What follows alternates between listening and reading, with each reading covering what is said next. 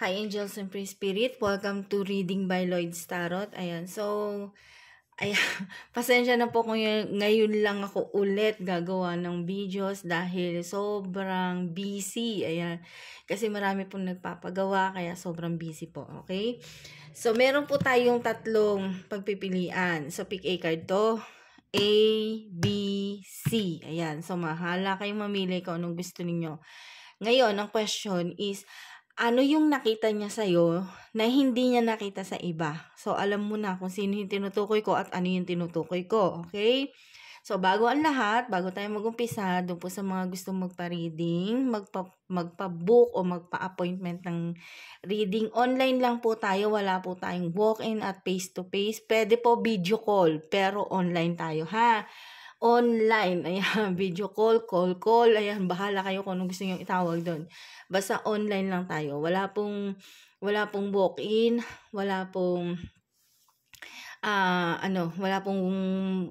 hindi po ako tumatanggap ng magpapa-reading o magpapagawa sa akin na mismo dito sa bahay.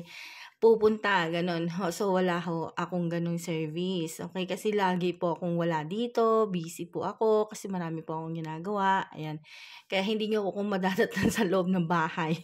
Madalas nasa labas po ako dahil marami pong ginagawa na mga nagpapagawa. Ayan. So, dun po sa mga interested, magpa-reading. Ayan. So, nasa description box po yung links. Doon nyo po ako pwedeng kontakin.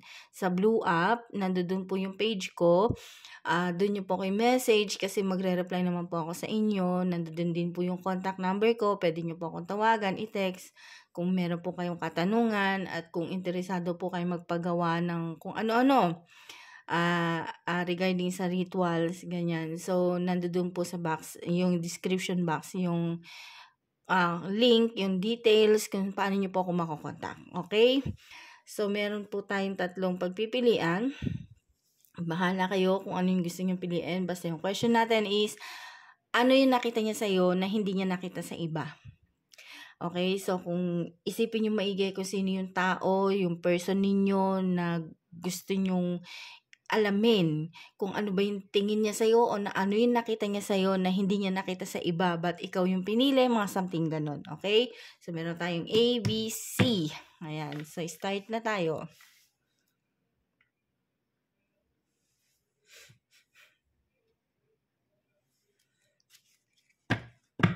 Ayan. So, A. Yung mga pumili ng A. Ito po yung card ninyo. Okay? So, ano yung nakita niya sa'yo na hindi niya nakita sa iba? At bakit ikaw ang pinili o bakit siya yung pinili? Okay? So, bago tayo mag-umpisa, ito po yung aking page. Ayan. So, yan yung po yung makikita doon sa page, sa Blue App. Nandiyan po yung mga post ko na mga videos. Nandiyan dito nyo po ako kontakin. I-message nyo po ako dyan. At sasagot po ako dyan. Okay? So, eto po yung page. Kung interesado po kayo magpabook ng reading o magpagawa ng rituals, ayan po yung page. Dyan nyo po ako i-message. Okay? So, nandiyan naman po yung mga detalye, contact number ko. So, nandiyan po. Okay? So, start na tayo. Ano yung nakita niya sa'yo na hindi niya nakita sa iba?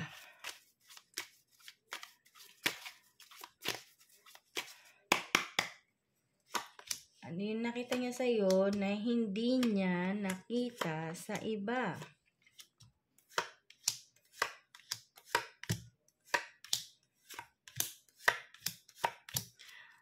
Okay, so sa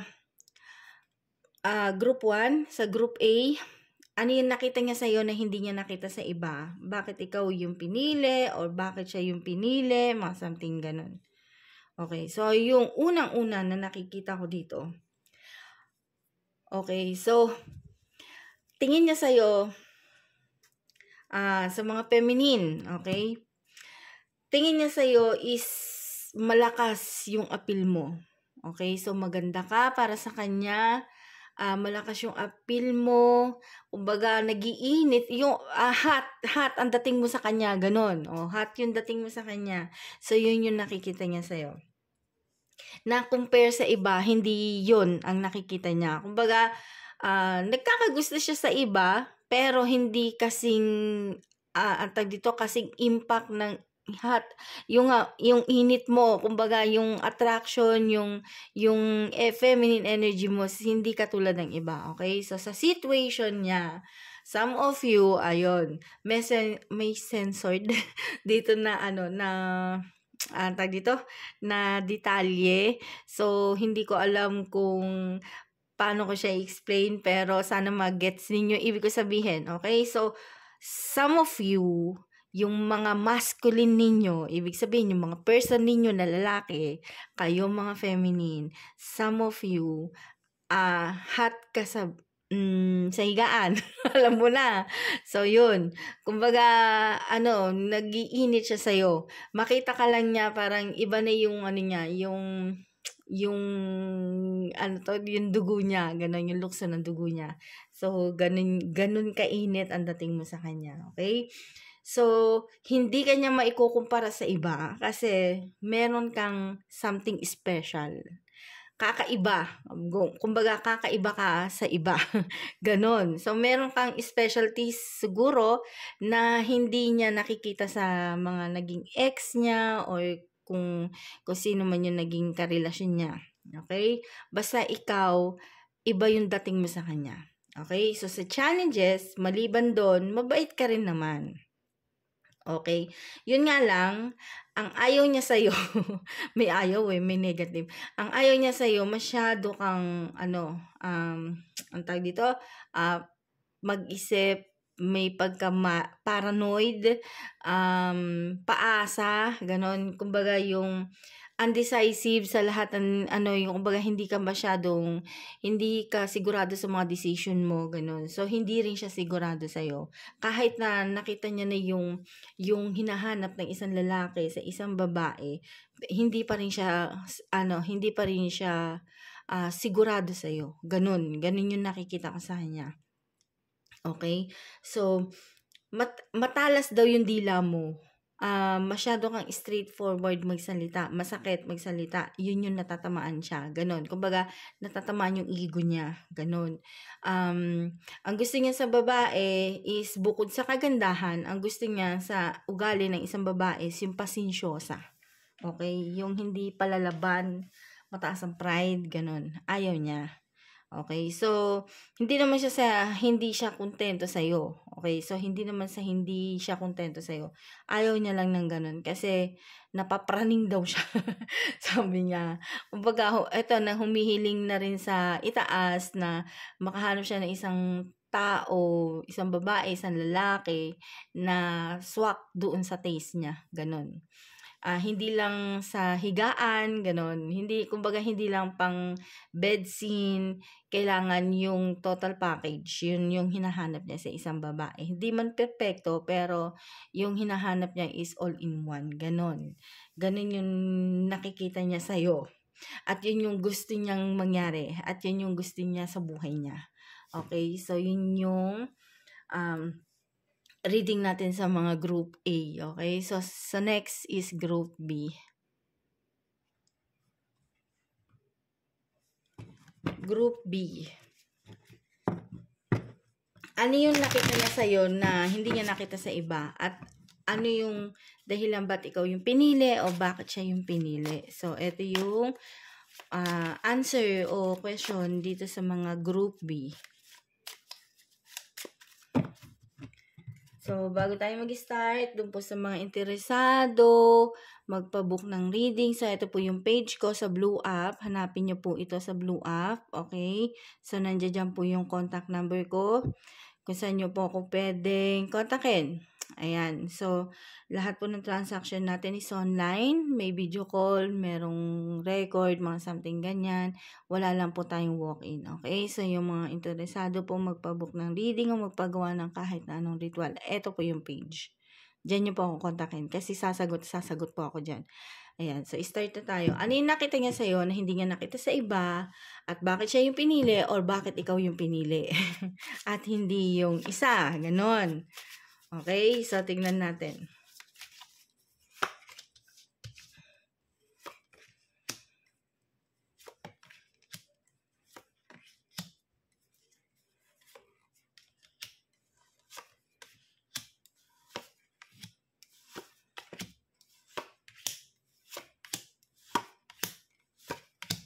dami kong nega na nakikita dito sa group B. Ang daming negative. Okay, halos karamihan. Ayan, so sa group B, ano yung nakita niya sa'yo na hindi niya nakita sa iba at bakit siya yung pinili at bakit hindi ikaw? Ganon. Okay, so sa situation niya, ang nakikita niya sa'yo is isolated. Okay, so isolated, mag-isa, malungkot, depressed na something ganon. Yun nakikita niya sa'yo. Okay, so may nakikita siyang sa'yo, kagandahan, pero hindi totally maganda. Yung, alam mo yung ibig ko sabihin na simple lang. Okay? Simple lang yung nakikita niya sa'yo. Hindi yung talagang sobrang ganda, hindi yung sobrang hindi ganun. So, yun yung nakikita ko dito. Tsaka, parang nakikita niya rin sa'yo na napapabayaan mo yung sarili mo. So, yun yung yun yung nakikita ko sa'yo. Yun yung nakikita niya sa'yo. Okay? Para sa kanya, ang dating, kaya hindi ikaw yung pinili. Okay? Kaya siya naganap ng iba kasi walang future yung buhay niya sa'yo. So, yun yung nakikita niya sa'yo. Okay? Yung nakita niya sa'yo is wala siyang future sa'yo. Kaya, eto, nag-move on, naghanap ng iba. So, yun. Yung, kumbaga, etong tao na to, etong person na to, masculine man o feminine man, I mean, babae man o lalaki man, okay? Bisexual man o hindi. Yung person ninyo na nasa isip nyo ngayon, okay? Vice versa to ha. Alalahanin niyo, vice versa. Wag ho kayong masyadong claim. Kung gusto niyo malaman yung kung ano yung talagang status ninyo sa relationship ninyo is magpa-reading po kayo ng personal. Okay? O baka may magtatanong na naman sa akin yan, ma'am, hindi ka naman nagpapa-walk-in. Personal, sa'yo yung question. Okay? Pero, online tayo. Pwede tayong video call. Pwede naman ganun. Kahit hindi tayo magkaharap, kaya ko kayong i-reading. Okay? So, yan. Yun nga, nag-move on na to, iniwan ka, kinalimutan ka, kahit na masakit sa kanya, pinipilit niyang mag-move on. Kasi ang tingin niya sa'yo, wala siyang future sa'yo. Okay? So, sa advice na nakikita ko dito, maraming nakasuporta na tao sa kanya. Okay? Na maraming nag-a-advise, maraming nagsasabi, maraming sumusuporta sa kanya na ganito, ganyan, ganon. Ganon yung kung ano yung dapat niyang gawin, ganon. Kaso nga lang, hindi mo ina-accept sa sarili mo yung mga advice sa'yo ng mga nagmamalasakit sa'yo. Kasi, sa nakikita ko dito, dahil nga, mahal mo pa tong tao na to, kaya nahihirapan ka mag-adjust, okay? But, etong person mo, sinasabi ko na sa iyo yung totoo, hindi siya totoo sa'yo. Pag nakatalikod ka, etong person mo, backstabber, sinisiraan ka niya. Pag nakatalikod ka, pag di ka nakaharap, sinisiraan ka niya sa iba. Yung mga sinasabi niya doon sa iba is talagang masasakit, tsaka pangit. Yun yung nakikita ko dito. Kumbaga, sabihin na natin na nagsasabi siya ng totoo, meron siyang mga words na sinasabi na totoo naman sa iba, but hindi pa rin tama na, kumbaga, i-backstab ka nitong person mo. Okay? So, sinisiraan ka nitong person mo sa iba. Ayan. So, yun yung nababibe ko dito. At yun yung nakikita niya sa'yo. Kumbaga, wala siyang, porket hindi niya nakuha yung gusto niya sa'yo, wala na. Kumbaga, wala ka ng silbi, wala ka ng kwenta para sa kanya. So, yun yung nakikita niya sa'yo. At yun yung nababibe ko dito sa reading na to. Okay? So, pag ito, totang tao na to, inalaw mo siya sa buhay mo, mauubos ka. Kasi lahat ng galaw mo, pagdating sa kaperahan mo, binabantayan niya. Hindi mo lang alam. Siguro may kutob ka na pero hindi mo alam na binabantayan niya bawat kilos mo pagdating sa pera. So, ingat-ingat ka. Bakit ko nasabi yun? Dahil eto po yung lumabas sa card natin. Okay? Kasi kung upright yan, ibig sabihin, etong person na to, mapagkakatiwalaan mo to. Pero, reverse siya. So, meaning, hindi mo siya dapat pagkatiwalaan. Kasi, yun nga, may pagka-traidor. Okay? So, may pagka-traidor siya. Hindi siya totoo sa'yo. Totoong may love, pero hindi honest, hindi loyal yung love niya sa'yo. May kasamang intention na hindi maganda. Okay? So, yun yung nababibe ko dito sa mga group B. Okay? So, next is group C. Ayan. So, group C. Ano yung nakita niya sa'yo na hindi niya nakita sa iba at bakit ikaw yung pinili at hindi siya, or bakit siya yung pinili at hindi ikaw yung pinili. Okay? So, vice versa.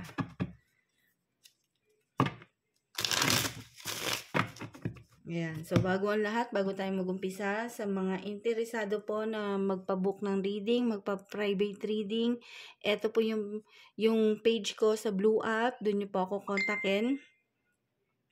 Ayan. So, doon niyo po ako kontakin kung ano po yung mga, kung ano po yung mga, ninyo, yung mga, dito yung mga gusto nyong malaman, mga ganon-ganon. Kung gusto nyo magpa-book ng reading, magpagawa ng ritual, so, dito nyo po ako kontakin sa page na to. Ayan. Magre-reply po ako dyan. Ayan. So, ano yung nakita niya sa'yo na hindi niya nakita sa iba? At bakit siya yung pinili at hindi ikaw? Or bakit ikaw yung pinili at hindi yung isa? Mga something ganun. So, vice versa.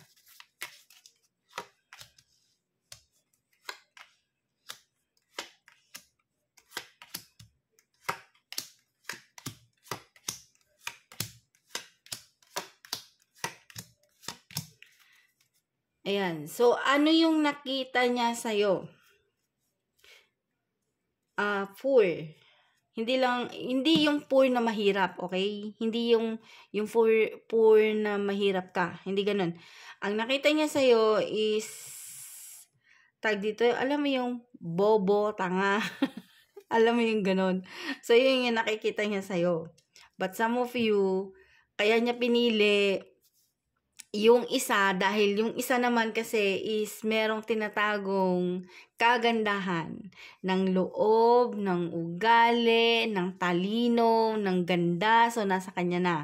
Kumbaga sa'yo, wala ka. Wala ka nun. Okay? At yung pinili niya, merong ganon. Merong ganda, may talino, malalim mag-isip. Marami siyang kaalaman. So, yun yung nakita niya dun sa isa, kaya yun yung pinili. Okay? So, yung nakita niya naman sa'yo is matapang ka. Sobrang tapang. Ganon. Kumbaga, hindi ka pwedeng magpatalo. Ayaw mo magpatalo. Ganon. At some of you naman, ang nakita niya sa'yo, kung ikaw ay masculine, ang nakita sa'yo ng person mong feminine is pera. Yun, mapera ka daw. Ayan. Okay, so sa challenges na nakikita ko dito, yung pinagdadaanan nitong lalaki na to at babae. Kung bakit pinili niya yon at hindi ikaw yung pinili, vice versa to ha, vice versa. Analyze nyo na lang maigi. Okay, so yung nakita niya dito is masyadong dito, astig, siga, ganon, ayaw ng babae ng ganon. Ito pa naman babae na to is masino, mahinahon, mahinhin, mga ganon. Ayaw niya ng parang warrior, etong lalaki na lagi na lang naghahanap ng away. Ganon, parang lagi mainit ang ulo, mga ganon, something ganon. Ayaw niya ng ganon. So, meron akong nababibe dito na kaya niya napili itong isa dahil itong isa is, alam mo yung mapagmahal, sensitive, very thoughtful. Ayun, yung maasikaso, maalaga sa sarili, maalaga sa lahat, ganon. Hindi siya perfect, pero ang dating sa kanya is perfect. Yun yung perfect para sa kanya. Okay? Kasi yun yung gusto niya. Yun yung napili niya. Ganon. At yun yung gusto niyang pakasalan. Makasama habang buhay. Ayun.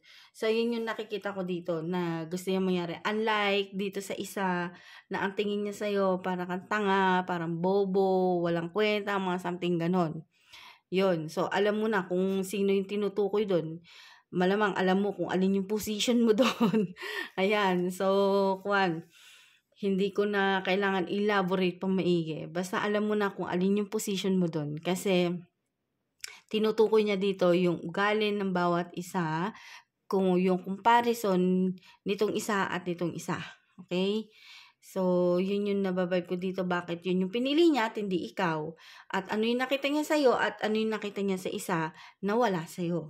Okay? So, maraming pagkaiba ng ugali. Hindi lang sa ugali, sa isip pa, sa gawa, sa isip, sa physical, emotional, yun yung nakikita niya dito.